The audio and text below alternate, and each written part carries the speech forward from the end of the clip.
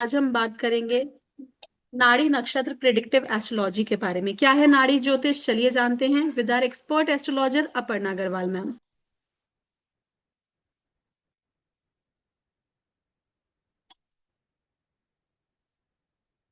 चलो, shall we start, ma'am? Okay. Yes ma'am. Okay. Hello and welcome everyone. Good evening everyone. कैसे हैं doctor साहब? All good? नमस्ते सबको। बहुत बहुत वेलकम मेरे आज के सेशन में, वेबिनार में। उम्मीद है आखिरी तक जुड़े रहेंगे, बहुत कुछ सीख कर जाएंगे इस वेबिनार से। आप लोग प्रेडिक्शंस में जब कंफ्यूज होते हैं तो वो क्लैरिटी में आपको देने आई हूँ एक्चुअली, है ना। एक बहुत वास्ट सब्जेक्ट है एस्ट्रोलॉजी। जैसा कि प्राची मैंने बोला, नाड़ी नक्षत्र का नॉलेज लोग बहुत कंफ्यूज होते हैं इसमें। मैं क्लियर करूंगी, ये केपी का ही पार्ट है, लेकिन इसका देखने का तरीका थोड़ा सा अलग है और बहुत क्रिस्प और क्लियर प्रेडिक्शंस इससे आते हैं। तो पहले स्टार्टिंग से बात करती हूँ मैं, स्टेप बाय स्टेप। तो थम्स अप करेंगे सब, मेरी ऑडियो वीडियो क्लियर है। एक बार स्टार्ट करती हूँ मैं। सब लोग पहले एक बार बताएं कि कुंडली सबको पता होती है कि क्या होती है, कि हम कुंडली सामने आते ही टोटली कंफ्यूज हो जाते हैं, ब्लैंक हो जाते हैं कि कैसे इसे समझें। क्या आप सबके साथ भी ऐसा होता है? एक बार थम्स अप करेंगे। ऐसा होता है एक्चुअली, सबके साथ होता है जो पढ़ रहे होंगे। एक्चुअली होता है कि हम जब बहुत सारे सूत्र लेते हैं, सारे प्लैनेट्स हमें पता है, सारे बेसिक्स हमें पता है, कौन से हाउसेज है, कौन सी राशियां हैं, कौन सी दशा चल रही है। छठे की दशा चल रही तो प्रॉब्लम आएगी, अष्टम की दशा चल रही तो प्रॉब्लम आएगी, सातवें की दशा चल रही तो मैरिज होगा। ऐसे सारी चीजें हमें पता होती है, बट स्टिल हम कभी कभी पिन पॉइंट प्रेडिक्शन नहीं कर पाते, है ना। क्लाइंट आपके पास जब क्वेश्चन लेके आता है, बताओ भाई मेरी शादी कब होगी, बोलेगा बताओ भाई मुझे प्रॉपर्टी खरीदना है, मैं खरीदूं कि नहीं खरीदूं, फायदा होगा कि नुकसान होगा। ओके, तो ये सारे डाउट जो आते हैं ये पूरे दशा बेस्ड होते हैं, टोटली दशा बेस्ड। ओके, प्रॉमिस तो होता है ये चार्ट में, कहीं कहीं प्रॉमिस तो बहुत डेप्थ में नंबर ऑफ डी चार्ट्स के थ्रू देखे जाते हैं, इतनी सारी चीजों के थ्रू, वो तो हमें देखना ही चाहिए। लेकिन अगर इंस्टेंट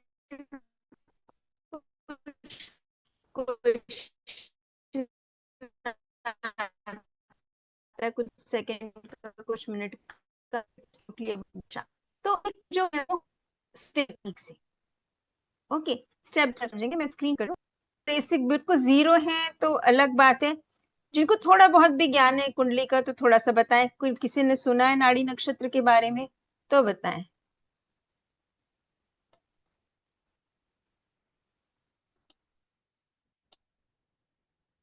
ओके, सबसे पहला जो मैंने बोला, सबको कुंडली रीडिंग में कंफ्यूजन होता है।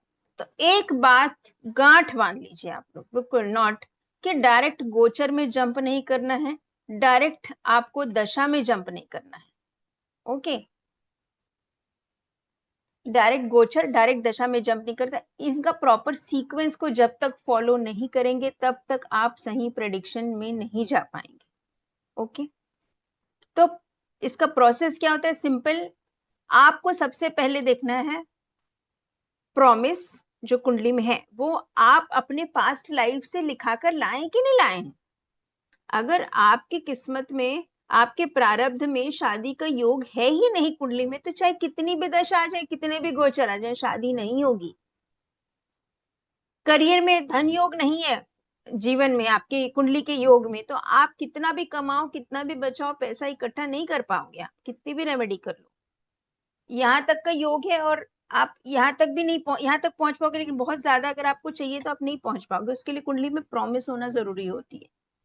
उसके बाद आती है दशा और उसके बाद आता है ट्रांजिट। अब दशा और ट्रांजिट को आप कैसे समझोगे? जैसे आपकी कुंडली में धन योग है, प्रॉमिस, ठीक है, फेवरेबल दशाएं, पैसे देने वाले ग्रहों की, घरों की दशा लगी और आपके पास एक चेक आ गया कहीं से, किसी क्लाइंट से, किसी कंपनी से कि पैसा आना है भाई, वो चेक आपके पास आ गया।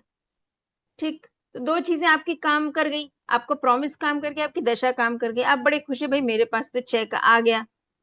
लेकिन क्या होगा, ट्रांजिट बहुत इंपॉर्टेंट हो जाता है फिर यहाँ पे। अब ट्रांजिट क्या करेगा? हो सकता है कि ट्रांजिट गलत हुआ तो आपका चेक बाउंस हो जाएगा, ट्रांजिट सही हुआ, समय सही हुआ तो वो लग जाएगा। तो ऐसे आप डायरेक्ट फिर गोचर में नहीं जा सकते ना डायरेक्टली, पहले दशा इंपॉर्टेंट होती है। चेक अगर आपको मिला ही नहीं तो आप उसके बाउंस होने और बाउंस नहीं होने की बात कैसे करेंगे ना। तो दशा इज द मेन, बीच का ब्रिज है वो, ट्रांजिट और प्रॉमिस के बीच का ब्रिज। कई बार हम सिर्फ प्रॉमिस देखते रह जाते हैं, कुंडली में सप्तम अच्छा है, सप्तमेश अच्छा है, कई बार डायरेक्ट गोचर लगा लेते हैं कि भाई गुरु का गोचर हो रहा है सप्तम भाव से तो शादी हो जाएगी, दशम भाव से हो रहा है तो करियर में ग्रोथ मिल जाएगी। लेकिन दशा जो मीडिएटर है उसको पढ़ना सबसे चैलेंजिंग है कुंडली। वो आपने मास्टरी कर ली तो आप एस्ट्रोलॉजी कर लिया आपने। कि प्रॉमिस जो है, व्यक्ति एक बार प्रॉमिस को क्या बोलोगे, हाँ भाई तेरी शादी अच्छी रहेगी नहीं रहेगी, इसका नेचर ऐसा उसका नेचर ऐसा, इसकी भाई से बनेगी माँ से नहीं बनेगी, वो सब तो हम देखते ही देखते हैं। लेकिन एक्चुअल जो प्रॉब्लम लेके आते हैं ना, परेशानी लाइफ में आती है, वो दशा बेस्ड होती है। तो उसमें अगर आपने किसी को गाइड कर दिया, उसका प्रेडिक्ट करना सीख गए, तो you will master the astrology. तो ये जो है पूरा नाड़ी नक्षत्र जो टेक्निक है पूरी दशा बेस्ड है। दशा पे काम करेंगे, प्रॉमिस भी हम देखेंगे, ट्रांजिट भी हम देखेंगे, क्योंकि उसके बिना भी कुछ होना नहीं है। लेकिन जो मेन जो टाइमिंग जो प्रेडिक्शन है टाइमिंग का, वो दशा बेस्ड होगा। ओके, अब प्रॉमिस कैसे देखेंगे? प्रॉमिस देखते हैं हम हाउसेस से। ठीक है, जैसे माँ का हाउस चौथा भाव होता है, आप लोगों को सबको पता होगा माँ का जो घर होता है वो चौथा घर होता है, फोर्थ हाउस ये वाला। अगर यहाँ पे पाप प्रभाव है, यहाँ पे कोई प्लेनेट नहीं है जो भी है, यहाँ पे अगर आपके शनि आ गए और यहाँ पे आ गए आपके राहु, तो उसके आगे वाले भाव में और पीछे वाले भाव में क्या आ गया आपका? पाप ग्रह। तो ये घर आ गया पूरा पाप कर्तरी में, कैंची जैसे दो धार के बीच में। दूसरा, अगर यहाँ पे कोई पाप ग्रह बैठ गया, सपोज राहु यहाँ नहीं बैठा है, यहाँ पे शनि राहु नहीं है, पाप ग्रह यहाँ बैठ भी गए, राहु बैठ गया, मंगल बैठ गया, तो भी ये भाव खराब हो जाता है। तो भाव की स्ट्रेंथ, इसकी स्ट्रेंथ क्योंकि बैठ गए कर्तरी में आए तो स्ट्रेंथ कम हो गई। तीसरा, इसका जो लॉर्ड होते हैं चौथे घर का नेचुरल स्वामी होते हैं चंद्रमा, है ना, सबको पता होगा कर्क राशि के स्वामी माँ के कारक होते हैं चंद्रमा। अगर यहाँ पे चंद्रमा के शत्रु बैठ गए, ऐसे तो चंद्रमा किसी को शत्रु नहीं मानते अपने, लेकिन चंद्रमा के शत्रु बैठ गए राहु बुध केतु शनि, तो भी इस घर से रिलेटेड प्रॉब्लम आएगी। तो ये तो भाव खराब हो गया। भाव अच्छा कैसे होगा? अगर शुभ कर्तरी में आएगा, शुभ प्लैनेट्स कौन से? गुरु शुक्र ऐसे। और यहाँ पे अगर कोई शुभ ग्रह हो गए, गुरु बैठ गए, शुक्र बैठ गए, बुध बैठ गए, तो ये शुभ ग्रह हो जाएंगे, तो शुभता आ जाएगी इस भाव में। तो ये भाव अच्छा होगा, मतलब आपको माँ का सुख मिलेगा, आपको ये भूमि भवन वाहन का सुख मिलेगा, सारे सुख जीवन में मिलेंगे, मेंटल पीस रहेगा। अब अगर ये हाउस में कोई प्लेनेट नहीं है, कोई पाप ग्रह शुभ ग्रह नहीं है, पाप कर्तरी भी नहीं है, तो कैसे देखेंगे?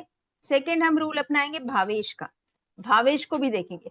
आप बोलोगे मैडम यहाँ पे तो पाप ग्रह है लेकिन फिर भी मेरे को तो माँ का सुख है, या यहाँ पे शुभ ग्रह है तो भी माँ का सुख नहीं है, ऐसा आप बोल सकते हो।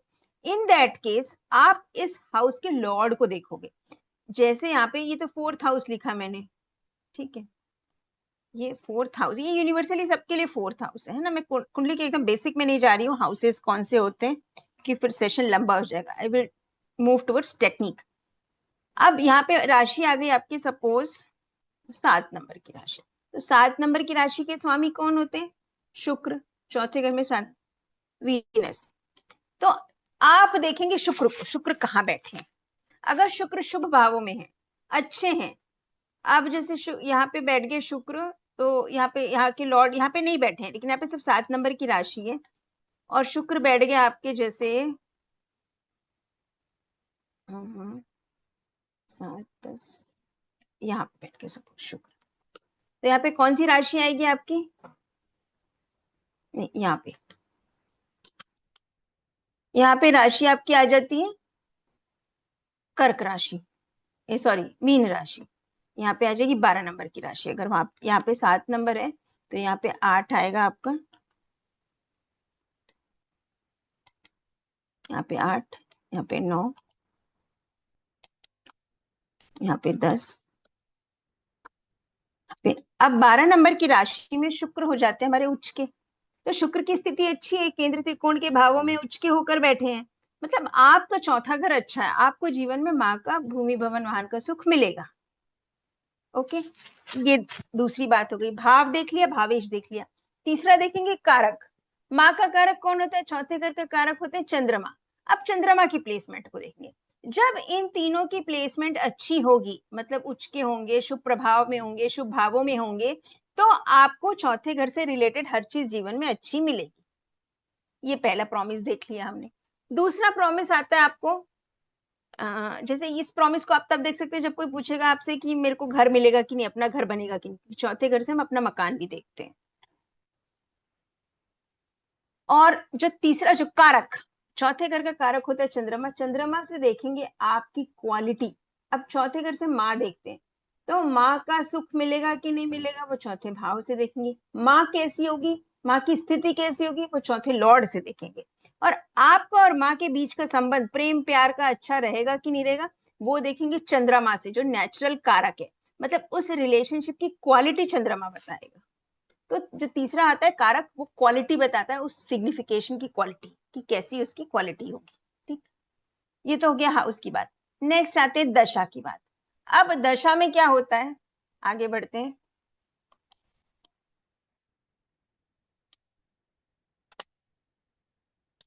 दशा होती है कभी भी तीन दशा, महादशा, अंतरदशा और प्रत्यंतर दशा। ठीक है, तो महादशा, अंतर और प्रत्यंतर में आप क्या लेंगे? महादशा एक लंबा पीरियड होता है, 10 साल, 20 साल, 25 साल, 25 साल, 10 साल, 20 साल, 7 साल, 8 साल, 18 साल, 16 साल, ऐसे अलग अलग ग्रहों की अलग अलग दशा होती है। उन दशाओं में प्रत्यंतर दशाएं लगती है और उसमें अंतर दशाएं लगती है। तो हम महादशा, अंतरदशा और प्रत्यंतर दशा तीनों को क्लब करते हैं। महादशा एक बड़ा प्रॉमिस देता है कि हाँ भाई, इस 18 साल में आपकी सारी इच्छाएं पूरी होंगी। या इस 18 साल राहु की दशा लगी तो 18 साल आपको कष्ट होगा। लेकिन भगवान इतना निर्दयी नहीं है, वो 18 साल तक कष्ट नहीं देता, वो बीच बीच में सुख भी देता है। सुख कब देगा? जब उसके मित्र ग्रहों की, शुभ ग्रहों की अंतरदशा लगी। एक महादशा में सभी 9 ग्रहों की अंतरदशा लगती है, तो अंतरदशाएं शुभ होंगी तो आपको अच्छे रिजल्ट मिलेंगे। उसके बाद और भी अगर नैरो डाउन करें, तो अंतरदशा भी नहीं मिल रही तो आपको फिर प्रत्यंतर दशा में जाते हैं, और सूक्ष्म हो जाती है। प्रत्यंतर दशा कुछ महीनों की हो जाती है, तो कुछ महीने में आपको ये चीज मिल जाएगी। क्योंकि कोई पूछेगा तो आप बोलेगा ना, मुझे बताओ अगले महीने मिलेगी, उसके अगले महीने मिलेगी। अब जैसे प्रॉपर्टी खरीदने का योग है, महादशा में हो रहा है कि प्रॉपर्टी मिलेगी आपको। महादशा कह रही चौथे भाव की दशा लगी है, चतुर्थेश की, तो आपको प्रॉपर्टी मिलेगी। अंतरदशा में भी वो चीज काम कर रही है, लेकिन कब मिलेगी वो प्रत्यंतर दशा बताएगी आपको कब मिलेगी। क्योंकि वो छोटा सा पीरियड है ना, आप लाइफ टाइम तो प्रॉपर्टी नहीं खरीदते रहोगे ना, 2-3 महीने के अंदर ही प्रॉपर्टी खरीदोगे। बात चल रही अंतरदशा में, और फलित कब होगी? प्रत्यंतर दशा में। तो ये होता है आपको दशा देखने का स्टेप। थर्ड स्टेप होता है, इसके बाद भी कई बार चीजें, इवेंट एक्टिवेट नहीं होते। अगर आप रेट्रो में जाकर कुछ चार्ट्स में रीडिंग करोगे, देखोगे, तो इसके बाद भी दशा एक्टिवेट नहीं होती, इवेंट एक्टिवेट नहीं होता। That time we should see कि ट्रांजिट सपोर्ट कर रहा है कि नहीं कर रहा है। तो ये ट्रांजिट को हम डिटेल में पढ़ेंगे थोड़ा सा, मीन्स डिटेल में इन द सेंस किनका किनका ट्रांजिट देखना चाहिए। ट्रांजिट बेसिकली आपको देखना चाहिए दो बड़े बड़े ग्रह, शनि और गुरु। शनि एक राशि में 2.5 साल होते हैं, गुरु एक राशि में 1 साल होते हैं। और जो आपकी जिन ग्रहों की दशा और अंतरदशा और प्रत्यंतर दशा चली, उन 3 दशा लॉर्ड्स को आप पकड़ेंगे। मेनली महादशा और अंतरदशा को देखते हैं, प्रत्यंतर के लिए हम ज्यादा नहीं करते, क्योंकि प्रत्यंतर को देखते हैं लेकिन उसका ट्रांजिट नहीं देखते, वो कम टाइम के लिए होता है। तो ट्रांजिट आप महादशा और अंतरदशा नाथ का ट्रांजिट देखेंगे, और शनि और गुरु का ट्रांजिट देखेंगे। ट्रांजिट देखना क्यों जरूरी है, क्यों जरूरी, वो बताती हूँ। यहाँ तक समझ में आ रहा? आप लोग कहाँ अटकते हैं एक बार बताइए मुझे। दशा में अटकते हैं, ट्रांजिट में अटकते हैं, प्लान प्रॉमिस देखने में आप कंफ्यूज होते हैं? एक बार थोड़ा सा इंटरेक्ट कीजिए मुझसे, तो मुझे अच्छा लगेगा इन चैट्स। मेन आपका चैलेंज कहाँ पे आता है? Anybody want to just chat में बताइए, तीनों में ओके। दशा एंड ट्रांजिट, प्रॉमिस, ओके सभी पढ़ते हैं, चलिए। Promise, okay. इतना तो क्लियर होना जितना मैंने बताया, हाउसेस कैसे देखनी है और दशा स्टेप बाय स्टेप देखना है, कभी भी ना जंप नहीं करना, गिर जाएंगे सीढ़ियों से। ठीक, चलिए। तब सभी को दिक्कत आती प्रॉमिस और ये सब देखने में। एग्जैक्ट, हाँ एग्जैक्ट तो अभी मैं खुद एग्जैक्ट नहीं कर पाती हूँ मैम, एग्जैक्ट करने में तो बहुत टाइम है, लेकिन आप प्रोसेस सही फॉलो करेंगे तो एग्जैक्टली कर भी लेंगे। एक दिन का नहीं निकलेगा, लेकिन 1 महीने का आप निकाल सकते, इतनी मैं गारंटी दे सकती हूँ आपको। नेहा जी है ना? 1 महीने तक का इवेंट आप निकाल सकते हैं। प्रॉमिस कंफर्म नहीं हो पाता है, ओके चलो ये भी सीखेंगे, देखते हैं। राइट, नेक्स्ट आते हैं हम हाउस प्रॉमिस इवेंट। एक इवेंट में लेके बताती हूँ आपको, इवेंट एक एग्जांपल मैरिज का इवेंट, ठीक है, एक चार्ट मैंने बनाया था। मैरिज का इवेंट देखने के लिए क्या करना है, 2 बातें आपको ध्यान में रखनी है। कैसी बातें, कि कभी भी कोई एक ग्रह रिजल्ट नहीं देता, महादशा अकेले अपने रिजल्ट नहीं देता, उसको अंतरदशा का सपोर्ट चाहिए, उसे प्रत्यंतर दशा का सपोर्ट चाहिए ही चाहिए, पहली बात। दूसरी, कोई भी इवेंट एक हाउस से भी नहीं होता। एक हाउस प्राइम हाउस होता है उस चीज को देखने के लिए, लेकिन उसके साथ 2-3 सपोर्टिंग हाउसेस की भी एक्टिवेशन बहुत जरूरी है, तभी वो इवेंट होगा। फॉर एग्जाम्पल, आपका करियर का क्वेश्चन है, मान लो कि करियर में मेरे को नौकरी में प्रमोशन कब मिलेगी, इंक्रीमेंट कब होगा। ओके, करियर में सिर्फ ये नहीं पूछेगा ना कोई कि करियर कैसा रहेगा, करियर कैसा भी रहेगा तो करियर का अच्छा होने का डेफिनेशन क्या है, आपकी इनकम अच्छी होनी चाहिए, उसमें आपको जॉब सेटिस्फेक्शन होना चाहिए, तब आपको करियर अच्छा लगेगा। कई बार ऐसा होता है कि करियर में आप काम करते रहते हो, पैसा तो आता रहता है, लेकिन मन में संतुष्टि नहीं होती। कई बार ऐसा होता है जॉब सेटिस्फेक्शन रहता है, रिलैक्स रहते हैं, भले पैसा कम आता है। तो ये कनेक्टेड है। सिर्फ करियर को हम 10th हाउस से देखते हैं, लेकिन वो सेटिस्फेक्शन, वो फुलफिलमेंट, वो इनकम, वो सारी चीजें। कई बार ऐसे तो लोग बिजनेस करते हैं, अपना बिजनेस बहुत चलता है, तो फैमिली बिजनेस नहीं चलता। तो आपका पास एक हाउसेस का क्लस्टर आ जाता है। आपको वो चीज समझना जरूरी है कि आपको प्राइम हाउस कौन सा पकड़ना है और सपोर्टिंग हाउसेस को कैसे ग्रैब करना है, और फिर उसके हिसाब से। फॉर एग्जाम्पल, जैसे मैरिज के लिए क्या देखते हैं, हाँ, हाउसेस का क्लस्टर। मैरिज के प्राइमरी हाउस है 7th हाउस को विवाह का हाउस, लेकिन जब शादी होती है तो वो मेंबर आपके परिवार से जुड़ता है, और शादी करने की हर किसी की इच्छा होती है कि इच्छा पूर्ति होती है हमारी। तो परिवार का हाउस कौन सा है, दूसरा हाउस, और इच्छा पूर्ति का हाउस कौन सा है, 11वां हाउस। तो 2, 7 और 11, 3 हाउसेस जब तक कनेक्ट नहीं होंगे तब तक वो इवेंट नहीं होगा। दूसरे घर की दशा आएगी, सेकंड लॉर्ड की दशा आएगी, तो बहुत सी चीजें हो सकती, परिवार में ऊंच नीच होगा, कुछ अच्छा होगा, कुछ बुरा होगा, लेकिन उसके साथ अगर सप्तम जुड़ जाएगा तो परिवार में बढ़ोतरी होगी, एक मेंबर की शादी होने से, एक मेंबर आपके घर में बहू बनकर आएगी तब, और आपकी इच्छा पूर्ति होगी 11वें घर से। तो आपको ऐसे हाउस का क्लस्टर मिलेगा। जैसे मैं करियर का बात कर रही थी, करियर के लिए क्या देखते हैं हम, 10th हाउस देखते हैं यूजुअली। तो 10th हाउस के साथ साथ ना सिर्फ 10th हाउस ही करियर नहीं होता, वो आपका कर्म है, आप काम कर रहे हो वहां पे, लेकिन उसके साथ में इनकम आएगी कि नहीं, 11वां हाउस। आप पैसे बचा पाएंगे कि नहीं, दूसरा हाउस, ये भी आना चाहिए दशा में एक्टिवेटेड। नहीं तो क्या होगा, आप करियर में ग्रोथ तो करोगे, इनकम भी आएगी, लेकिन पैसे बचेंगे नहीं जब तक दूसरा भाव एक्टिवेट नहीं होगा। दूसरा भाव आपके बचत धन का है, वो भी कनेक्ट होना जरूरी है। तो हम ना क्या करते हैं, ये सारी चीजों को कनेक्ट करके देखते हैं कि अच्छा ओवरऑल करियर होगा कि नहीं होगा। कोई अगर 15-18 साल का, 20 साल का बच्चा, उसका करियर कैसा होगा, तो उसकी कुंडली में जब दशाएं ऐसी लगेंगी, उन घरों की, किन घरों के, 10वें घर की, 11वें घर की, दूसरे घर की, तीनों की एक साथ दशा लगेगी। साथ में छठे घर की जो मेहनत करवाता है, क्योंकि बढ़ने के लिए मेहनत करना पड़ता है, बिना मेहनत के आप कुछ नहीं कर सकते, कंपटीशन है आजकल, हर फील्ड में कंपटीशन है।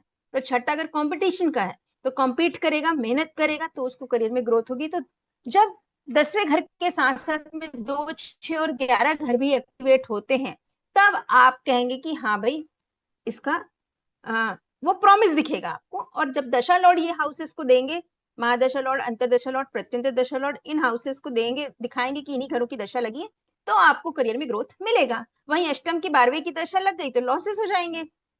तो आपका हाउस क्लस्टर को पकड़ना है आप, ये बहुत इंपॉर्टेंट है, पहली गलती जो आप करते हैं। दूसरी गलती, हम डायरेक्टली एक प्लेनेट को पोजीशन देख के रिजल्ट निकाल देते हैं, लेकिन एक प्लेनेट एग्जैक्टली रिजल्ट नहीं देता। नाड़ी नक्षत्र टेक्निक यही बताती है कि जो ग्रह है वो अपने रिजल्ट देता है कहीं भी बैठा है तो, और अपने साथ साथ अपने जो 2 घरों का उसे स्वामित्व मिला है, हर ग्रह को 2 राशि मिली हुई है, 2 राशियों की लॉर्डशिप मिली हुई है। जैसे मंगल मेष का और वृश्चिक का स्वामी है, शुक्र वृषभ और तुला का स्वामी है, इस तरह से।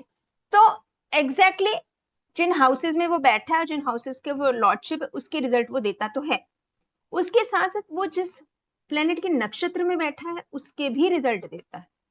उसके बाद वो जिसके सबलॉर्ड में बैठा है, उप नक्षत्र में बैठा है, नक्षत्र को भी आप एक नक्षत्र को 9 भाग में डिवाइड करते हो तो उसके उप नक्षत्र मिलते हैं, तो किस ग्रह के उप नक्षत्र में बैठा है वो भी देखना जरूरी है, और उन सब के रिजल्ट वो देते हैं। तो एक आपको मल्टीपल हाउसेस का क्लस्टर मिल जाता है, जिससे आप महादशा लॉर्ड, अंतरदशा लॉर्ड और प्रत्यंतर दशा लॉर्ड के तीनों के हाउसेस का क्लस्टर निकालते हैं और फिर उनको ज्वाइन करते हैं।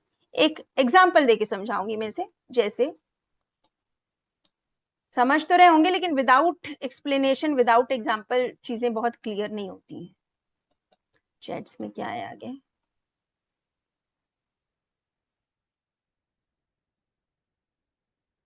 गुड। हाँ, अब जैसे यहाँ पे देखो आपको कौन सा हाउस, सपोज आपकी चल रही है सूर्य की, और सूर्य की प्लस गुरु का अंतर है मान लो, और आप आ गए मून का प्रत्यंतर। ठीक है, अब सूर्य कौन सी राशि में है? सूर्य 12वें घर में, 12th हाउस में। लॉर्ड कहाँ का है? लग्न का। तो सूर्य किसके किसके रिजल्ट आपको देने वाला है? सूर्य देने वाले हैं आपके फर्स्ट के और 12 के रिजल्ट। क्लियर? और किसके रिजल्ट देंगे बोला मैंने? अपने नक्षत्र लॉर्ड के। तो सूर्य कौन से नक्षत्र में होगा? 9 डिग्री का, मतलब ये होंगे लगभग आपके पुनर्वसु, पुष्य, अश्लेषा, पुनर्वसु नक्षत्र में, पुनर्वसु में होंगे क्योंकि वो 9 डिग्री के कर्क राशि में बैठे हैं। तो ये देंगे गुरु के भी रिजल्ट। समझे? पुनर्वसु नक्षत्र किसका है? गुरु का। तो गुरु के नक्षत्र देंगे। तो गुरु, गुरु कहाँ बैठे हैं आपके? गुरु के रिजल्ट, गुरु कहाँ बैठे हैं आपके? गुरु बैठे हैं 11वें भाव में, 11th हाउस में, और उनकी लॉर्डशिप कहाँ की है? 5th की और 8th की। तो गुरु दे रहे 5, 8, 11। ओके, अब मैं 2 ही निकालती क्योंकि सब लॉर्ड के लिए मुझे डिटेल कुंडली में जाना पड़ेगा, फिर मैं 2 से एग्जांपल बताती हूँ, नहीं तो तीसरा लाइन हम सब लॉर्ड का भी लेते हैं।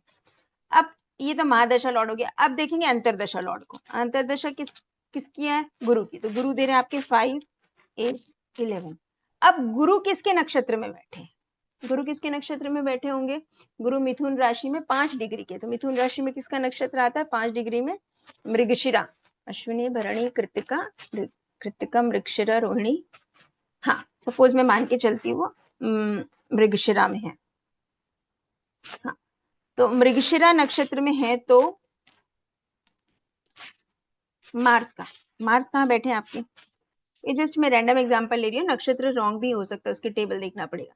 मार्स बैठे लग्न में, और मार्स की लॉर्डशिप कहाँ कहाँ की है? 9th हाउस की और 4th हाउस की। ठीक, तो ये देंगे 1, 4, 9। ओके, उसके बाद चंद्रमा, चंद्रमा कहाँ कहाँ के रिजल्ट देंगे आपके? 12वें भाव के स्वामी हैं और बैठे कहाँ पे है वो? 9th हाउस में। ओके, और किसके नक्षत्र में होंगे वो? मेष राशि में 16 डिग्री के, मतलब अश्विनी, अश्विनी नक्षत्र में होंगे। तो अश्विनी, भरणी, भरणी में होंगे। तो भरणी नक्षत्र में होंगे तो इन दैट केस वो शुक्र है भरणी नक्षत्र के स्वामी, तो वो रिजल्ट देंगे आपको वीनस का। वीनस कहाँ कहाँ है? वीनस फर्स्ट में बैठे हैं, और लॉर्डशिप कहाँ की वीनस की? 3rd हाउस और 10th हाउस। अब देखिए आपको क्लस्टर ऑफ हाउसेस मिल गए एक पीरियड में, जैसा मैं बता रही थी। और एक प्लेनेट अकेला अपने रिजल्ट नहीं देके अपने नक्षत्र लॉर्ड के भी रिजल्ट देता है, ये भी हमने देख लिया। अब आपको क्या देखना है? ये जो पीरियड है महादशा का पीरियड, ये होता है सूर्य की दशा 6 साल की। 6 साल की महादशा होती है सूर्य की, और उसमें गुरु का अंतर कितने का आएगा आपका? गुरु का अंतर आ जाएगा आपका कुछ साल का, कुछ कुछ महीनों का, 1-1.5 साल का लगभग लगभग। ठीक है, मैं अंदाजा बता रही हूँ, सिर्फ 6-8 महीने का कुछ आएगा। वो आपको टेबल में मिल जाएगा ना, सपोज 8 मंथ का पकड़ते हैं। और इसमें जो प्रत्यंतर आएगी मून की, वो आएगी आपकी सपोज 40 डेज या 50 डेज की। क्योंकि ये छोटी दशा ना 6 साल, यही राहु की होती 18 साल की, तो उसी प्रपोर्शन में ये अंतरदशा पीरियड भी बड़ा बड़ा हो जाता। ठीक है, सपोज इसको 50 डेज लिखती हूँ मैं इस तरह से। अब जो इवेंट सूर्य देने वाला है, सूर्य कौन कौन से इवेंट देने वाला है आपको, हो सकता है पंचम अष्टम, 5 नंबर है आपका स्पेकुलेशन का। अगर करियर का क्वेश्चन है तो, और अगर शादी का क्वेश्चन है तो दोनों आंसर कैसे करोगे आप। करियर का क्वेश्चन होगा तो आप देखोगे पंचम भाव में क्या क्या चीजें आती, फन एंड एंटरटेनमेंट, एजुकेशन, है ना। कोई बच्चा है तो एजुकेशन पकड़ोगे, कोई फीमेल लड़की जिसकी शादी की बात चली तो 5 नंबर को अफेयर पकड़ोगे, और कोई 30-40 ईयर्स का पर्सन आपसे पूछा है मुझे करियर में साइड बिजनेस करना है, तो आप इसको स्पेकुलेशन या शेयर मार्केट पकड़ सकते हो। 5वें घर में तीनों चीजें देखी जाती, education, affairs and stock market, share market. तो जैसे एज के हिसाब से व्यक्ति का क्वेश्चन आएगा उसके हिसाब से आपको प्रेडिक्शन करना है। आप कोई 18 साल की बच्ची, 20 साल की बच्ची का क्वेश्चन है शायद, और वो आएगी 5 नंबर में, आप बोलोगे शेयर मार्केट में काम कर ले, ऐसा नहीं होता ना। उसको आप बोलोगे अभी प्यार मोहब्बत में नहीं पड़ना भाई, संभल के रहना, ऐसा। तो आपको मेनली इसमें क्या दिख रहा है, आपको दिख रहा है 5, 8, 11, 12 और 1। 1 मतलब आप सेल्फ अपनी पर्सनालिटी को डेवलप करना चाहते हो, आप इस एज में शेयर मार्केट में इन्वेस्ट कर सकते हो। लेकिन चूंकि 8 और 12 बुरे भाव कनेक्ट हो गए, तो इस दशा में, सूर्य की दशा में आपको लॉसेस भी हो सकते हैं, 12वां घर लॉसेस का, एक्सपेंसेस का है, और इनकम भी हो सकती है, 11वां घर इनकम भी है। तो अब आप सामने वाले को क्या सजेस्ट करोगे, इन 6 सालों में सूर्य की दशा में आप इन्वेस्टमेंट करो, क्योंकि खर्चा तो लेके आया है सूर्य आपके लिए, 12 नंबर का खर्चे तो बहुत होंगे, तो आप इन खर्चों को चैनलाइज कर लो, आप ऐसे सामने वाले को गाइड कर सकते हो। रेमेडी कुछ नहीं होती एस्ट्रोलॉजी में, आपको सिर्फ एनर्जी का चैनलाइजेशन आना चाहिए। तो हम क्या प्रेडिक्ट करेंगे, इस दशा में बंदा स्टॉक मार्केट में इन्वेस्ट कर सकता है, उसमें उसको फायदा भी हो सकता है, नुकसान भी हो सकता है, क्योंकि 8 और 12 लग गए तो नुकसान भी हो सकता है। ये हम एक 6 साल का पीरियड देखें। अब इसे हमें नैरो डाउन करना है। नैरो डाउन कैसे करेंगे इसे, इसे नैरो डाउन करना है 8 महीने के पीरियड में, अंतरदशा में। नैरो डाउन किसमें होगा, सूर्य में गुरु का अंतर चल रहा है अभी, जब वो क्वेश्चन लेके आया आपके पास, तो गुरु के अंतर में फिर से 5, 8 लग रहे हैं, लेकिन 11 तो आ ही रहा है, मतलब पैसे तो आ रहे बंदे के पास दबा के, पैसे तो आएंगे, आप बोल सकते हो जो आप करना चाहते हो उसमें आपको फुलफिलमेंट मिलेगी, लेकिन कष्टों के साथ में। 8वां घर लग गया तो कष्ट के साथ। अब इसे कैसे करेंगे, अगर कोई बैंकिंग में है तो उसे बोलो कि आप ऑडिटिंग में चले जाओ, इंश्योरेंस कंपनी, इंश्योरेंस सेक्टर में काम कर लो, 8वां घर इंश्योरेंस का होता है, तो अगर कोई बैंक में जॉब करता है उसे बोलोगे आप इंश्योरेंस सेक्टर में शिफ्ट हो जाओ, तो 8वें घर की एनर्जी चैनलाइज हो जाएगी आपकी। इस तरह से हम देख सकते हैं। अब ये हो सकता है 4 और 11 लग रहे हैं, 4 और 11 लग रहे हैं और मंगल दे रहे हैं, 4 मतलब मंगल, मंगल खुद प्रॉपर्टी के कारक हैं, तो चौथा और 11वां लग गया दशा में, तो आप कह सकते हो इस समय तुम प्रॉपर्टी भी खरीद सकते हो। क्लियर। सूर्य की दशा में 8 नंबर लगा मतलब पैतृक संपत्ति भी मिल सकती, मंगल लगे तो 4, 11 तो मिल जाएगी भाई इस अंतर दशा में, इस 8 महीने की पीरियड में। इसके बाद प्रत्यंतर में वो एक्टिवेट होना चाहिए और उसके बाद ट्रांजिट में वो एक्टिवेट होना चाहिए। ये एक्चुअल सीक्वेंस होता है देखने का। इसी तरह से हम प्रत्यंतर को भी देखेंगे। प्रत्यंतर में कहीं भी 11 नहीं आ रहा है तो आप कह सकते हो कि प्रॉपर्टी मिलते मिलते रह जाएगी, थोड़ा टाइम लगेगा। जब मून के बजाय प्रत्यंतर दशा चेंज होगी, किसी और ग्रह की आएगी जिसमें 11 नंबर होगा, तब आपको प्रत्यंतर में चीजें मिलेंगी उस दशा में। अभी काम चलता रहेगा, प्रॉपर्टी की बात चलेगी, लेकिन आपको फाइनली मिलेगी नहीं, क्योंकि आपका प्रत्यंतर दशा साथ नहीं दे रहा, ये 50 दिन का पीरियड। तो ये होता है दशा सिस्टम देखने का तरीका, स्टेप बाय स्टेप। जब आप स्टेप बाय स्टेप करेंगे तो you will never get confused. मैं बार बार सीक्वेंस की बात करती हूँ, प्रॉमिस, दशा एंड ट्रांजिट। तो प्रॉमिस में भी 3 चीजें, भाव, भावेश कारक। दशा में भी 3 चीजें, महादशा, अंतरदशा, प्रत्यंतर दशा। और एक ग्रह सिर्फ अपने रिजल्ट नहीं देता, अपने नक्षत्र लॉर्ड्स के भी रिजल्ट देता है। और एक हाउस से कोई भी इवेंट नहीं होता, उसके साथ उसके सपोर्टिंग हाउसेस एक्टिवेट होने चाहिए। ये 4-5 रूल जब आप याद रखेंगे तो आप कहीं भी कोई चीज मिस नहीं करेंगे। इन रूल्स की एक लिस्ट बना लीजिए, जो बेसिक बेसिक, और एक टेम्पलेट जैसा बना के उसमें टिक करते जाइए जब प्रेडिक्शन करेंगे, तो you will get good confidence in prediction. और इतना डीप टाइम लगता है, बट हाँ है। सो टाइमिंग मैंने बताया आपको, महादशा, अंतरदशा, प्रत्यंतर दशा पे कैसे काम करेंगे। अब जैसे देखिए एग्जाम्पल, एक और क्लियरिटी लाना चाहूंगी मैं। 6th हाउस की दशा लगी, 6th हाउस किसका होता है, डेब्ट का, लोन का। तो जब लोन और डेब्ट सिर पे चढ़ते हैं तो 6th हाउस लोन देखते हैं, तो पॉसिबल ही है कि लोन आप ले भी सकते हो, लोन आप दे भी सकते हो। वो कैसे देखेंगे? 7वें घर से रिलेशनशिप देखते हो, तो रिलेशनशिप का बनना भी 7वां घर है, रिलेशनशिप का टूटने में भी 7th हाउस चाहिए। राइज और फॉल इन करियर दोनों ही 10th हाउस से देखे जाते हैं, लेकिन उसके साथ सपोर्टिंग हाउसेस देखना बहुत जरूरी है। जैसे मैरिज और डिवोर्स कब होगा? जब सप्तम भाव का स्वामी 8वें का भी रिजल्ट देने लगेगा, 8वें में बैठ जाएगा, तो 8वें में शादी टूट जाएगी। करियर है तो करियर में लॉस होगा, तो 8वें 12वें की दशा लगेगी तो लॉस होगा। इस तरह से इसको हम डिटेल में समझेंगे, लेकिन आपको यही समझना है कि एक ही घर से दो रिजल्ट मिल सकते हैं, पॉजिटिव और निगेटिव।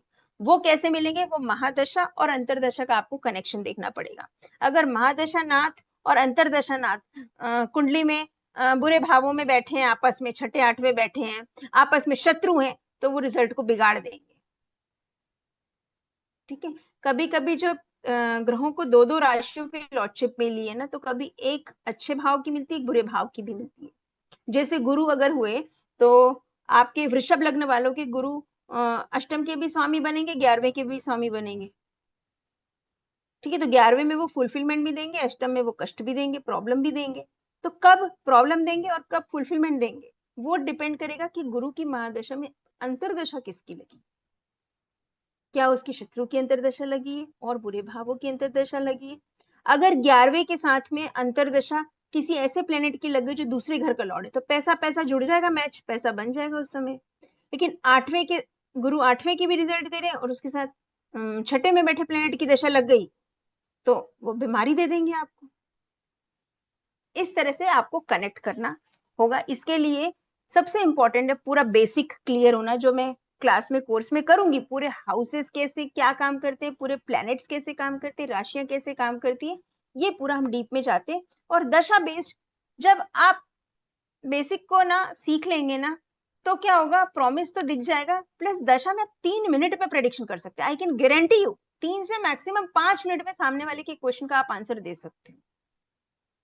करियर की कंफ्यूजन, मैरिज से रिलेटेड, बच्चे से रिलेटेड, क्या होगा कैसा होगा, ये सारा कुछ सिर्फ वो नाड़ी नक्शा जो टेबल मैंने बनाया 3, उस टेबल से हम प्रेडिक्शन करते हैं और वो 3 मिनट में निकलती है प्रेडिक्शन।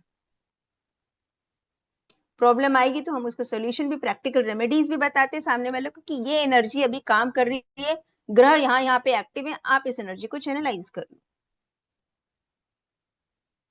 ठीक है। तो it's going to be very interesting. Astrology में जो कॉन्फिडेंस जो आता है ना, वो आपका जब आप ऐसे प्रेडिक्शन करते हो तब आता है। जो हो चुका वो तो हो चुका, उसको तो कोई पलट नहीं सकता, लेकिन सामने वाला आपके लिए आगे की प्रॉब्लम्स लेके आता है, तो आपको दशा से आगे की रीडिंग करनी आनी चाहिए। और अब जैसे एक और चीज मैं बताऊं, ट्रांजिट में जब दशा में बहुत से क्लस्टर आ गया, हाउस क्लस्टर, चौथा भी आ गया, 7वां भी आ गया, 8वां भी आ गया, तो है इट्स पॉसिबल कि आपको लाइफ में मल्टीपल चीजें एक साथ चलती रहे, उसमें घबराने की जरूरत नहीं है। लेकिन कब कौन सा ट्रिगर करेगा, वो फिर ट्रांजिट पर डिपेंड करेगा। ट्रांजिट चीजों को ट्रिगर करता है।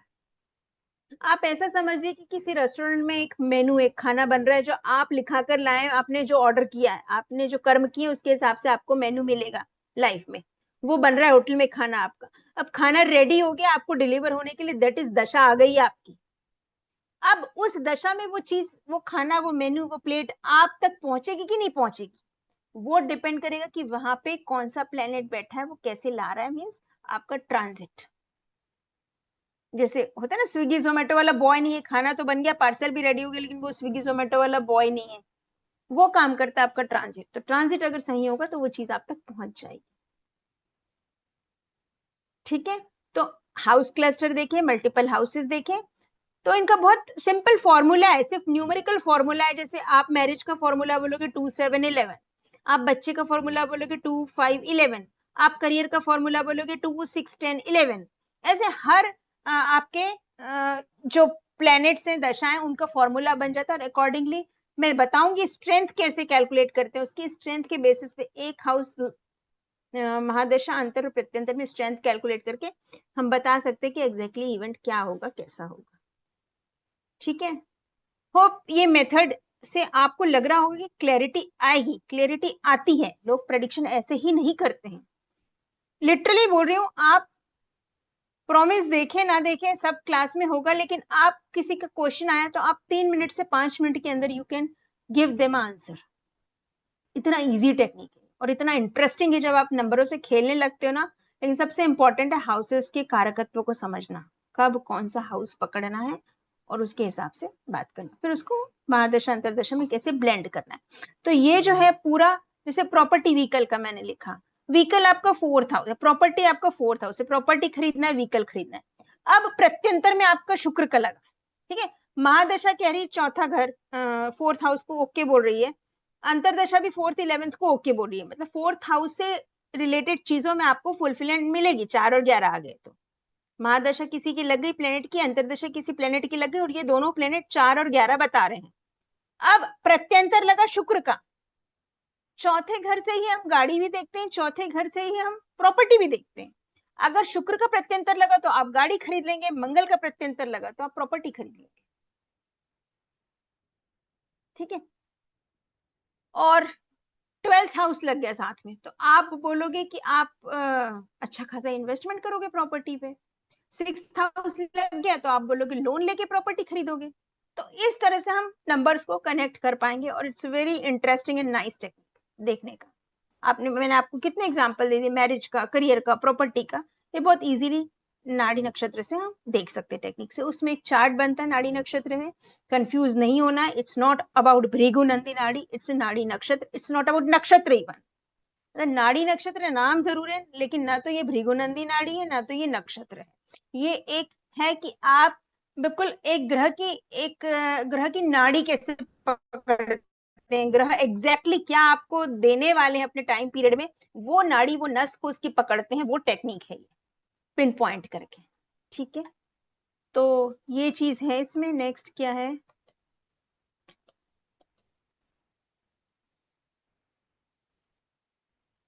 ट्रांजिट से मैंने बताया। अब बात करते हैं ट्रांजिट, हम देखते हैं महादशा और अंतरदशा लॉर्ड का। अब जैसे मैंने बताया दशा में आपके पास एक नंबर ऑफ क्लस्टर हो जाता है, ठीक। अभी प्रॉपर्टी का जो क्वेश्चन था उसमें देखते हैं, सपोज आपका 4th और 11th एक्टिवेट हो रहा है और वीनस की प्रत्यंतर दशा लगी, आप गाड़ी खरीदने को देख रहे हैं। अब वीनस के ऊपर ये अगर ट्रांजिट आ गया या 4th हाउस में ट्रांजिट आ गया तो वो इवेंट किक हो जाएगा। अब 4th 7th और 11th लगा है मान लो महादशांतर दशा में, और वीनस की दशा लगी, तो वीनस तो गाड़ी का कारक है, लेकिन वीनस शादी का भी कारक है और सप्तम भी लगा है। तो अब आप कंफ्यूज हो जाएंगे कि मैं सप्तम से शादी को देखूं कि चौथे से व्हीकल को देखूं। महादशा और अंतरदशा में जो हाउसेस एक्टिवेट हुए हैं वो 4 7 11 हैं सपोज, और आपकी लग गई उन दोनों की 4 7 11 की महादशा और अंतरदशा। अब प्रत्यंतर आ गया शुक्र का, तो 4 और 7 दोनों लगा है। अब आप कंफ्यूज होंगे कि मैं क्या करूं, वीनस को लेकर इसकी शादी की बात करूं कि इसकी प्रॉपर्टी की गाड़ी की बात करूं। Getting my point. तब आपको क्या देखना है, ट्रांजिट कहाँ हो रहा है। अगर चौथे घर में ट्रांजिट हो रहा है तो गाड़ी खरीदेगा, अगर 7वें घर में ट्रांजिट हो रहा है तो उसकी शादी हो जाएगी, है ना। एक 28-30 साल का अगर लड़का है वो तो उसी एज में गाड़ी भी खरीदता है, बाइक वाइक, उसी एज में वो शादी की भी सोचता है, दोनों ही चीजें एक्टिवेटेड है। तो आप कैसे गाइड करेंगे उनको, फिर आप ट्रांजिट लगाएंगे। और अगर 11th हाउस में ट्रांजिट आ जाएगा तो दोनों ही हो सकता है आपको। इसी के साथ अष्टम में अगर ट्रांजिट आ गया, वीनस अगर अष्टम में है और 11वें घर का भी ट्रांजिट लग गया वीनस के ऊपर, 8वें के ऊपर, तो आप बोलोगे अनअर्न इनकम होगी भाई, तो शादी कर ले, शादी में गाड़ी मिल जाएगी तुझे, ऐसा भी कह सकते हैं।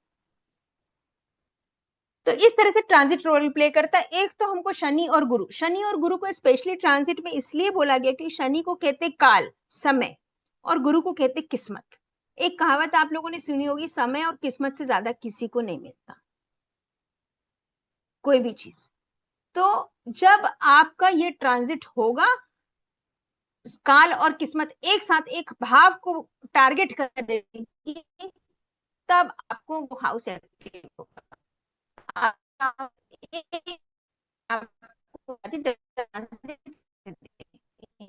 में ही बता देखिए, डबल ट्रांजिट क्या है कि आपके ग्रह घूम रहे हैं, आपके बर्थ के समय वो जहां जिस राशि में थे वहां पे वो स्टेबल हो गए हैं वो प्लैनेट्स, और उसी समय की पिक्चर आपकी कुंडली में खिंच गई है।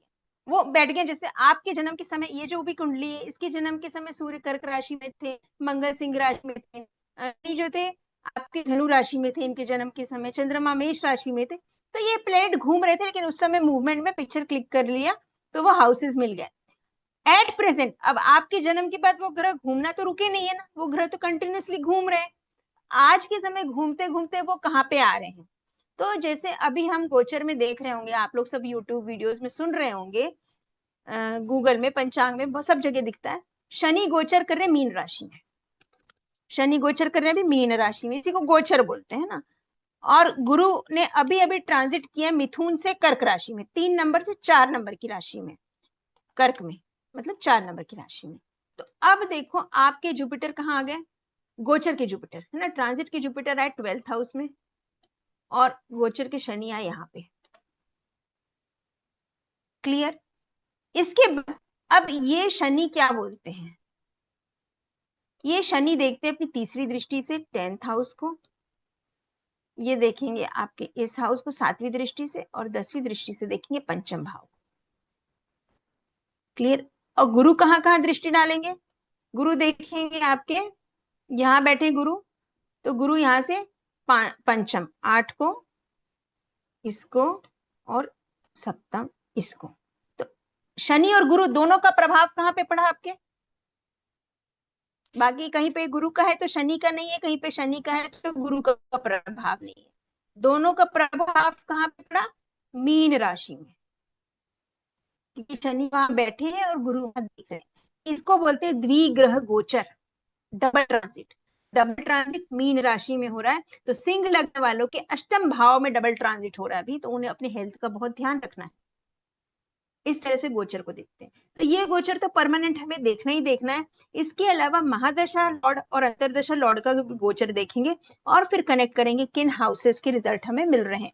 तो जो सपोर्टिंग 2-3 हाउसेस मिलेंगे, उस हिसाब से हम प्रेडिक्शन को ओके। समझा? एक और लग्न लेके दिखाऊं कि क्लियर है? इस तरह से आप 3 दृष्टियां लगाएंगे ना, शनि की दृष्टि होती 3, 7, 10, और गुरु की दृष्टि होती 4, 1, 5, 5, 7, 9। ये दोनों की डबल दृष्टि जहां भी पड़ेगी तो ये काम करेगा। ठीक है? तो ये this is all about double transit.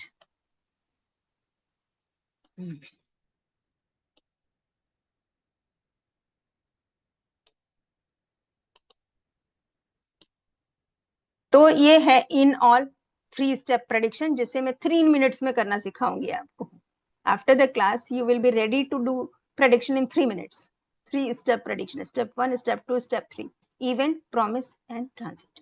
तो ये पूरा स्टेप सीखने के लिए एक पूरा प्रॉपरली कोर्स डिजाइन किया, जिसको लगेगा टाइम एटलीस्ट 21 दिन, 20-21 दिन लगेंगे सीखने में, बेसिक्स के साथ में, प्रॉमिस देखना, दशा देखना, सब कुछ।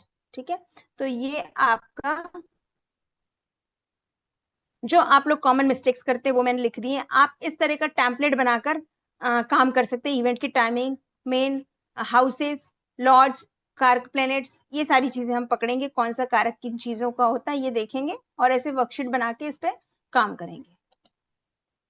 तो ये पूरा एक स्ट्रक्चर्ड कोर्स है 21 डेज का, जिसमें हम एक पूरे स्टेप बाय स्टेप सीक्वेंस को फॉलो करेंगे।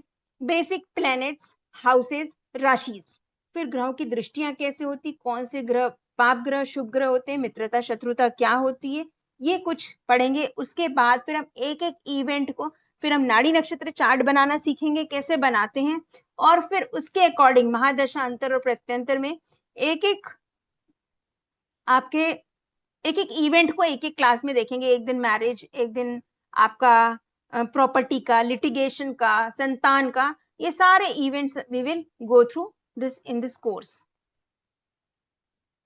कोर्स में क्या क्या है? 21 लाइव क्लासेस होंगी, और आपका कुंडली के बेसिक्स, देन वर्कशीट टेम्पलेट्स मिलेंगे आपको, और कोई भी इवेंट छूटेगा नहीं लाइफ का। Marriage, child birth, property, litigation, health, और क्या चीज हो सकती है, व्हीकल कब खरीदेंगे, शादी होगी तो कैसे होगी, क्या दिक्कतें आएंगी, कुछ रेमेडियल पार्ट।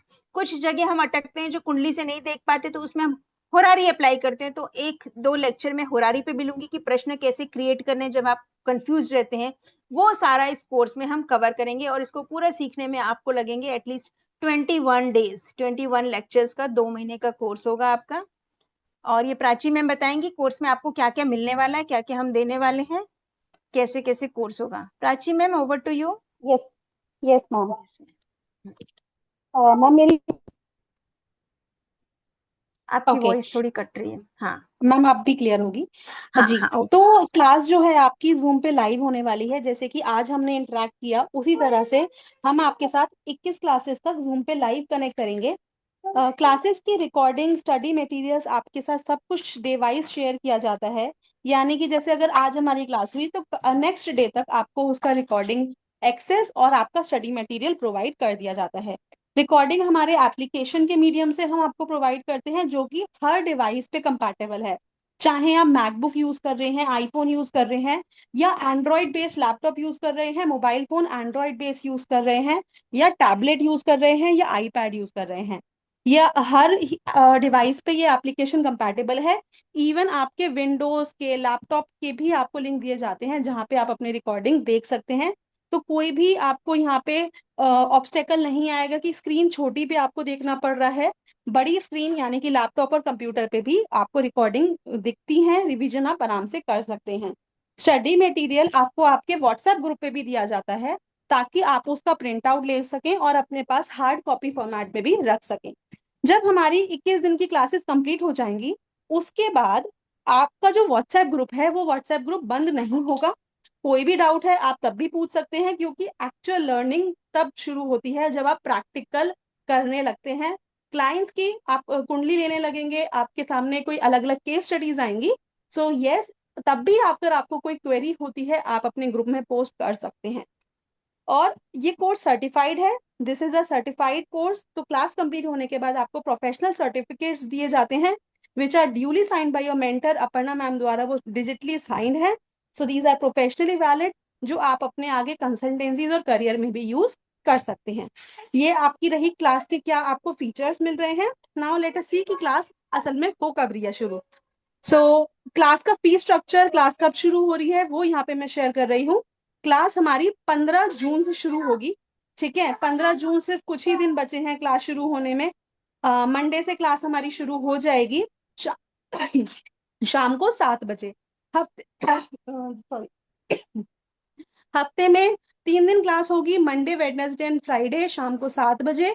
और इस पूरे कोर्स की फीस है 5500 रुपीज, जिसको आप अपने इंस्टॉलमेंट प्लान में पे कर सकते हैं। और हाँ, इस कोर्स की सीट्स बहुत लिमिटेड बची हैं, ऑलरेडी सीट्स फिल हो चुकी हैं, कंफर्म ग्रुप बन चुका है। तो आप अभी 500 रुपये पे करके, जो आपके स्क्रीन पे क्यूआर है उसको स्कैन करके पेमेंट कर सकते हैं। 500 रुपीज पे करके रजिस्ट्रेशन कर दीजिए। देन क्लास शुरू होने से पहले तक आप 2500 कर सकते हैं, एंड नेक्स्ट मंथ बैलेंस 2500 आप लोग पे कर सकते हैं। बहुत ही अच्छा कोर्स है। आपके प्रिडिक्शंस में, आपकी कंसल्टेंसीज में एनहांसमेंट होगा, इंप्रूवमेंट होगा, एंड बहुत ही इजी तरीके से आपको यहाँ पे कॉन्सेप्ट समझ में आएंगे। तो you can register for this course, and किसी के कोई भी डाउट्स हैं, let us move on to. Okay ma'am, let's unmute everyone. Ma'am सबको अनम्यूट कर दीजिए and then I will take the questions. हाँ जी हनुमान सर बोलिए। Good evening ma'am. कुछ नहीं, मुझे सिर्फ इतना कहना था कि फीडबैक देना था कि आपके 3 कोर्सेज मैंने ज्वाइन किए, बहुत अच्छे थे, बहुत थैंक यू मतलब सर। अनूठे ज्ञान थे। और ये जो कोर्स है ये मैं जरूर ज्वाइन करूंगा, इसीलिए कि मुझे थैंक यू कुछ सो मच अच्छी सर। प्रेडिक्शन की, हाँ, एक्यूरेसी सीखनी है। तो मैं जरूर जी, ज्वाइन करूंगा। Thank you. Thank you so much, thank you sir. हाँ वीना मैम। नमस्कार मैम। हाँ मैम, नमस्ते मैम, बोलिए। मैम एक बार इसका फी वाला जरा रिपीट करेंगे। फीस वाला? हाँ जी। Ma'am fees 5500। Just a minute, I share the screen. ये आप इंस्टॉलमेंट में भी दे सकते हैं मैम। मीन्स 500 में आप रजिस्ट्रेशन कर सकते हैं, then you can pay 2500 two times, ऐसे करके भी आप कर सकते हैं। ठीक है, और मैम इसका टाइमिंग 7 PM 7 बताया ना PM आपने, क्योंकि 7 मैंने से, अभी हाँ ज्वाइन किया। हाँ, तो 8 से 8:30 तक लगभग क्लास चलती है। मतलब मैं 8 बोलती हूँ, लेकिन हनुमान जी से पूछे, मेरी क्लास लंबी चल जाती है, बोलते बोलते 8:30 बज ही जाते हैं, है ना। नहीं, क्योंकि मैंने तो इनका ना दूसरा कोर्स भी ज्वाइन किया है, फ्राइडे को 9 बजे क्लास होती है। हाँ तो 9 बजे तक करना फ्री हो रहती है। जाएंगे मैम, आप 1.5 घंटे की करीब रहती है क्लास, बैचेस उस हिसाब से डिसाइडेड रहते हैं कि क्लैश ना हो, किसी को 2 कोर्स एक साथ करना है तो यू कैन डू, कोई दिक्कत नहीं। ठीक है ma'am, thank you. Okay, thank you ma'am, thank you ma'am. हाँ रचना जी बोलिए। Hello Rachna ma'am, ma'am. Hello ma'am, hello. कैसे हैं आप? बस ठीक मैम, बताइए। मैम एक्चुअल मैं एस्ट्रोसेज पे काम करती हूँ एज ए न्यूमरोलॉजिस्ट। मैम आपका, हाँ बोलिए मैम। हाँ वॉइस आ रही है मैम? थोड़ी सी कट गई थी, फिर से बोलिए क्या बोल रहे थे आप। मैं कह रही हूँ मैं एस्ट्रोसेज पे काम करती हूँ as a numerologist. Okay, good. हाँ तो बाकी मुझे एक दो चीजें ही पूछनी है कि एक तो टाइमिंग बता दी आपने, रिकॉर्डिंग हमें कब तक अवेलेबल रहेगी? एक्चुअल मैंने पहले भी काफी सारे कोर्स किए हैं, वो रिकॉर्डिंग हट जाती है लाइफ टाइम, फिर मेरे वजह से रहती है, कुछ कुछ रहती है 1 साल के लिए, तो कुछ टाइमिंग टाइम पीरियड नहीं रहेगा अभी क्या है इसका? शायद, लाइफ टाइम रिकॉर्डिंग रहेगी मैडम, इसकी लाइफ टाइम रहती है वो। कंफर्म? प्राची प्राची मैम बताएंगे मेरे को। 1 साल तो रहती कंफर्म। और अभी ये नया हम्म। सोलेंस ऐप आया ना, उसमें आपने लाइफ टाइम रिकॉर्डिंग का सिस्टम आ गया है, वो आप कर सकते हो लैपटॉप मैकबुक कहीं भी एक्सेस कर सकते हो, फोन में भी एक्सेस करते हैं। पहले जो द डिवाइन ग्रेस ऐप था ना, उसमें लैपटॉप में एक्सेस नहीं होता था, बट अभी हमने अपडेट कर दिया पूरा सिस्टम। तो अभी कई आपको बार ऐसा रिकॉर्डिंग होता है ना कि रिकॉर्डिंग्स कई बार नहीं रहती है हमारे पास, और कभी कभी हम एकदम स्टक हो जाते हैं, कुछ चीज देख रहे हैं, कुछ चीज नहीं समझ में आ रही है, बहुत बहुत ज्यादा प्रैक्टिस के बाद ही चीजें एकदम याद सी हाँ रहती हैं नहीं, काफी रिकॉर्डिंग्स सारी। रहेंगे आपके पास, और 1 ईयर तक आप देखोगे तो उसके बाद नीड भी नहीं होगी। और मैं पढ़ाऊंगी ऐसा कि आपको लर्न हो जाएगा, रिकॉर्डिंग देखने की नीड हाँ नहीं वो अच्छा लगा मुझे प्रोटेक्शन का होगी। तरीका आपका जो आपने बताया। बस एक मुझे ये बता दीजिए कि बहुत जैसे अगर क्लैरिटी हम, है। हाँ कैसे मतलब ऐप के थ्रू करेंगे ये हम, रिकॉर्डिंग्स हाँ अवेलेबल होंगी हमें? वो सब आपको पूरा गाइडलाइन मिल जाएगा मैडम, व्हाट्सएप ग्रुप में जब आप ज्वाइन होंगे ना, तो आपको पूरा गाइडलाइन मिल जाएगा कैसे ऐप में एक्सेस करना है, क्या करना है, you will get everything detail. अच्छा अभी हम रजिस्ट्रेशन करा लें, जैसे हमारी आज की क्लास छूट जाएगी, सेम डे रिकॉर्डिंग मिल जाती है, बाई चांस उस टाइमिंग पे नहीं कर पाए तो हमें नेक्स्ट कल की नेक्स्ट प्रिपरेशन डे के लिए आज। नेक्स्ट नेक्स्ट डे मिलते, एक एक दिन का गैप इसीलिए रखा है ना मैम, आपको नेक्स्ट डे मिल जाता है पूरा, हाँ next day 3 days, first half 3 में डेज, अपलोड हो हाँ जाता वीक है। हाँ, में। फर्स्ट डे हाँ अपलोड हो एक्चुअल जाता है, फिर और भी सैटरडे काम पे संडे भी काम रहता है। कर, हाँ और भी आई काम कैन आई रहता है। कैन अंडरस्टैंड, सब हाउस हाँ वाइफ थोड़ा सा, सैटरडे नहीं संडे भी हाउस मिलता है वाइफ ना, आपको वाली 2 इतनी दिन का गैप प्रॉब्लम नहीं मिलेगा। है, घर का इतना नहीं है, काम का ही लोड, थोड़ा वर्कलोड ही है बस। ये तो मैं एज ए राइट। मतलब हाँ। उसके लिए सीख रही हूँ, वैसे मैंने सब कुछ सीखा हुआ है, बट थोड़ा सा ये हम्म। लगता है और चीजें अच्छी हो जाएं तो ज्यादा अच्छा है। मैं सीखना खुद भी कभी खत्म नहीं सिखाती हूँ होता वैसे। मैम। हाँ हाँ जी राइट, हाँ जी, थैंक बस बस बस यू। बस ओके मेन ओके, चीज वही है। चलिए, सी यू तो मैम, सी मैं यू एक इन द बस एक कोर्स। छोटी सी हाँ और चीज, एक चीज और पूछ हाँ। लूँ, वो तो मैं इन्वॉल्व कर ही रही हूँ कि जो हम्म। चतुर्थ भाव की ये लॉर्ड जो होता है उसकी अंतरदशा में मतलब हम घर या गाड़ी लेते हैं? हाँ महादशा में भी ले सकते हैं, महादशा में वो सीन बनने लगता है, एक दिन में हाँ तो नहीं सॉरी, लेते, हम सोच करते मतलब हैं। वो जो हाउस लॉर्ड है, 4th हाउस हाँ लॉर्ड जो है हाउस लॉर्ड, और वहां उसकी, पे कोई प्लेनेट बैठा है तो हाँ उसकी भी तो दशा, उसको भी देखेंगे, और अगर खाली है कोई प्लैनेट नहीं है तो उसकी तो उसके लॉर्ड महादशा को में आता देखेंगे, है, उसके लॉर्ड को उसके लॉर्ड देखेंगे। को देखेंगे, उसका लॉर्ड जिस घर में बैठा होगा उसकी अंतरदशा हो सकती हाँ जिस घर में है बैठा ना? होगा ना, इस लॉर्ड की अंतर्दशा, जो भी जहां भी नहीं लॉर्ड बैठा की तो होगा। महादशा हो गई, हाँ उस लॉर्ड की प्लेनेट, वो महादशा हो जो गई। प्लेनेट बैठा है उसकी महादशा में भी मिल सकते, जैसे आपके चौथे घर में शनि बैठे हैं कर्क राशि में, तो शनि की महादशा में भी आप गाड़ी खरीद सकते हैं, चंद्रमा की महादशा में भी आप गाड़ी खरीद सकते हैं। अब वो, हाँ अच्छा अच्छा, हाँ वैसे मेनली तो महादशा हम उसी घर के लॉर्ड की ही देखेंगे, बाकी चीजें तो फिर बाद में नहीं, आएंगी ना? तो महादशा अपने हाथ में नहीं ना मैडम, जो चल रही है आपकी शनि की दशा लगी तो 19 साल की दशा लगी, तो वो आपके हाथ में थोड़ी है। सामने वाला पूछेगा कि शनि में ले सकते हैं, तो आप बोलोगे हाँ चौथे घर में बैठा है, आप ले सकते हो। नहीं जैसे ऐसा। 4th हाउस का लॉर्ड भी आप है, म्यूट हो गए शनि मैम। है मान लीजिए, हाँ, हम्म हम्म, जैसे 4th हाउस का लॉर्ड शनि है, हाँ तो उसकी महादशा में मतलब बाकी अंतरदशा भी देखेंगे तो उसकी महादशा में ले सकते हैं ना, ये मेरा ले पूछने का सकते, मतलब है। हाँ हाँ बिल्कुल ले सकते, बिल्कुल ले मेनली सकते। यही है, मतलब वो कंफर्म है, प्रॉमिस है कि उसकी हाँ महादशा में आएगी। हाँ यस। ओके ओके, बहुत अच्छा लगा मैम ठीक है, आपसे सुन के, मुझे बाकी सीख के आज ही मैं थोड़ा फ्री थी थैंक तो मैंने कल थैंक और you ma'am, class thank attend कर लेती हूँ, कई बार लिंक आता है मैं श्योरली। ज्वाइन नहीं कर पाती हूँ। थैंक यू सो ठीक मच, है, मैं चलिए करती श्योरली हूँ। Join. Thank you ma'am. Thank you ma'am. चलिए, और कौन है? Any other question? कोई और हैंड रेज है? किसी का क्वेश्चन है तो आ जाइए सामने कैमरे में, और नहीं है तो फिर सेशन यहाँ पे एंड करते हैं। Thank you everyone, thank you for joining. Hope सबको कुछ नॉलेजेबल सेशन लगा होगा। See you in the class. Okay, thank you everyone.